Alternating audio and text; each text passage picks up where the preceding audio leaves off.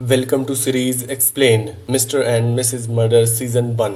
Story start होती है Jerry Michel mic Williams से।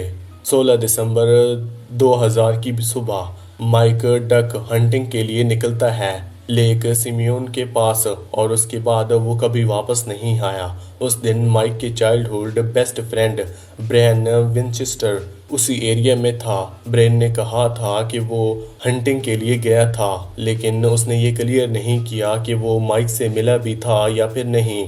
जब वो घर आया उसकी वाइफ कैथी ने नोटिस किया कि वो काफ़ी थका हुआ और अजीब बिहेव कर रहा है। कैथी ने उसे कुछ पूछा नहीं, लेकिन उसका दिल कुछ गड़बड़ महसूस कर रहा था।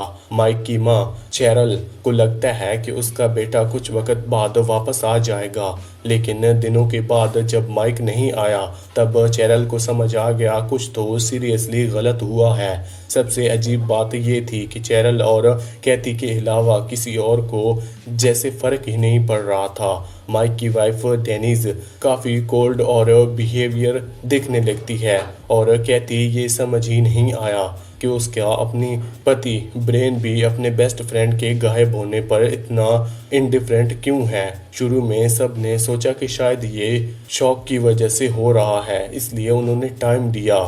माइक, ब्रेन, डेनिस और कैथी ये चारों बचपन से एक दूसरे को जानते थे, साथ में बड़े हुए थे। स्कूल, कॉलेज, शादी सब कुछ साथ में देखा।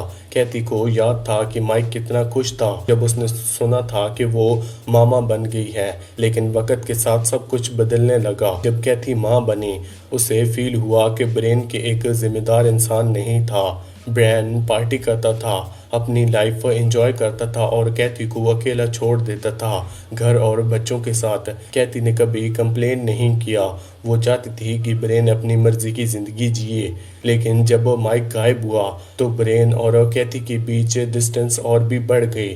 ब्रेन काफ़ी टाइम घर से दूर रहता, कई बार दिनों दिनों तक वापस ही नहीं आता और कैथी को पता होता था कि वो कहाँ है या क्या कर रहा है। माइक की तलाश महीनों तक चली। फिर एक दिन लेक में माइक के वेडर्स मिलते हैं, पानी में तैरते हुए।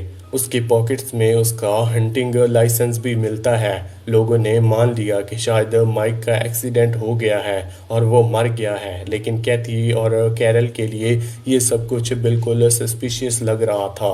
उन्होंने ऑब्जर्व किया कि जब उस एरिया में कोई हंटिंग एक्सीडेंट होता है बॉडी ज़रूर मिल जाती है, लेकिन माइक के केस में बॉडी का कहीं कोई निशान नहीं मिला।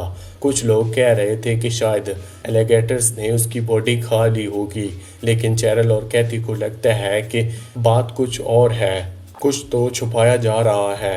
माइक के गायब होने के लगभग 3 साल बाद कैथी को एक लेटर मिलता है एक आदमी से जिसका नाम था चक बंकर। चक ने लिखा था कि कभी वो डेनिस को डेट करता था और दोनों एक बार एटलांटा ट्रिप पर गए थे।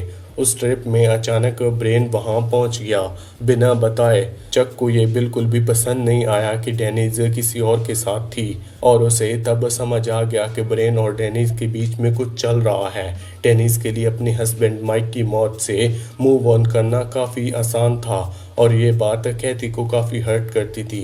एक और डिस्टर्बिंग चीज़, ब्रेन के फादर के पास एक फाइनेंशियल कंपनी थी, विंचेस्टर फाइनेंशियल ग्रुप। माइक के गायब होने से कुछ ही दिन पहले माइक ने इंश्योरेंस पॉलिसी बढ़ाई थी $1.5 मिलियन तक, जिसमें ब्रेन ने पर्सनली इन्वॉल्व होकर उसे कन्विंस किया था ताकि ये फैमिली के फ्यूचर के लिए ज़रूरी है।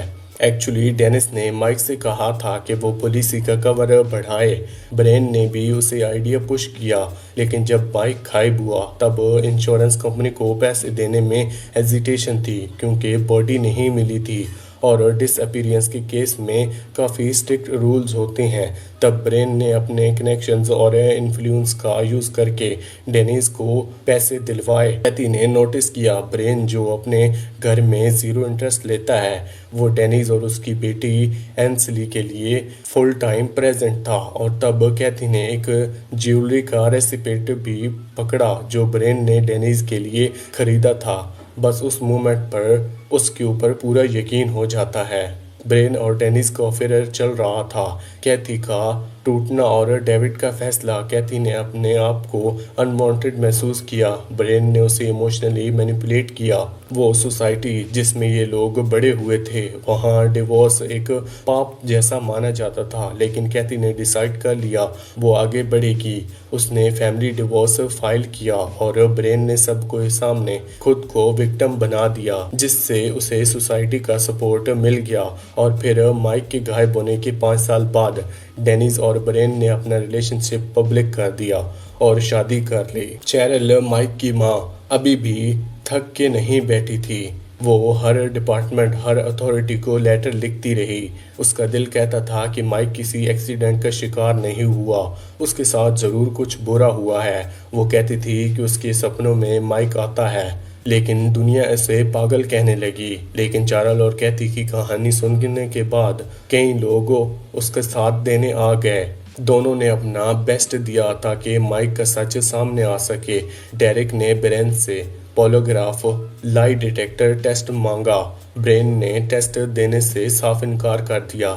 जेनिफर बार बार माइक के डिसअपीयरेंस पर आर्टिकल लिखती रही ताकि अथॉरिटीज का ध्यान इस केस पर आए और एक प्रॉपर इन्वेस्टिगेशन हो। माइक विलियम्स अचानक एक दिन गायब हो गया। जब वो लेक सिम्यूल्स के लिए गया था, लोगों ने सोचा कि वो इंसिडेंट में मर गया होगा, शायद क्रोकोडाइल ने उसे खा लिया होगा। लेकिन उसकी माँ चार्ल को अभी भी यकीन है कि कुछ तो बुरा हुआ है। माइक की वाइफ डेनिस और उसके बेस्ट फ्रेंड ब्रेन के बीच अफेयर था। कैथी, जो ब्रेन की वाइफ थी, ये सब थोड़ा समझ आने लगता है। उसको चक बर्नर नाम का आदमी का लेटर मिलता है जिसमें लिखा था कि डेनिस और ब्रेन का रिश्ता माइक के गायब होने के बाद से चालू हो गया था। ब्रेन ने डेनिस के लिए ज्वेलरी भी खरीदी थी और माइक के इंश्योरेंस के पेपर भी उसी ने सेट करवाए थे। कैथी को समझ आ गया था और उसने ब्रेन से तलाक ले ली। सोसाइटी ने डेनिस और ब्रेन के रिश्तों को पहले जज नहीं किया और 5 साल बाद दोनों ने शादी कर ली। माइक की माँ शेरल ने कभी हिम्मत नहीं हारी। वो हर जगह कहती रही, मीडिया में और लोगों को बताती रही कि माइक की डेथ एक्सीडेंट नहीं थी। कई जर्नलिस्ट और इन्वेस्टिगेटर जैसे डेरिक वेस्टर और जेनिफर पोर्टमैन उसकी मदद की। ब्रेन को पॉलीग्राफ टेस्ट देने को बोला, लेकिन उसने मना कर दिया। 2016 में डेनिस ने पुलिस को कंप्लेंट दी कि ब्रेन ने उन सबको गन दिखा के धमकाया। इस पर ब्रेन अरेस्ट हो गया और किडनैपिंग के चार्ज में 20 साल की सजा मिली। यही चांस था अथॉरिटीज के पास सच जानने का। कैथी ने डेनिस से दोस्ती और उससे बातें निकालने लगी। फिर ब्रेन से डील की, अगर वो माइक की बॉडी बताएगा तो उसको मर्डर का केस नहीं दिया जाएगा। अक्टूबर 2017 में ब्रेन सच बताया और माइक की बॉडी मिल गई। कैर लेक के पास कंफर्म किया कि माइक को शूट करके मारा गया था। ब्रेन ने कोर्ट में कन्फेस किया, उसने माइक को लेकर धोखा दिया और फिर गोली मार दी। बॉडी को एक जगह लेकर दबो दिया। उसने ये भी बोला कि डेनिस ने ये प्लान बनाया था। डेनिस पे फर्स्ट डिग्री मर्डर और कॉन्स्पिरेसी का केस चला, लेकिन 2020 में मर्डर का चार्ज खत्म कर दिया गया क्योंकि सब एविडेंस था। सिर्फ कॉन्स्पिरेसी का चार्ज टिक पाया।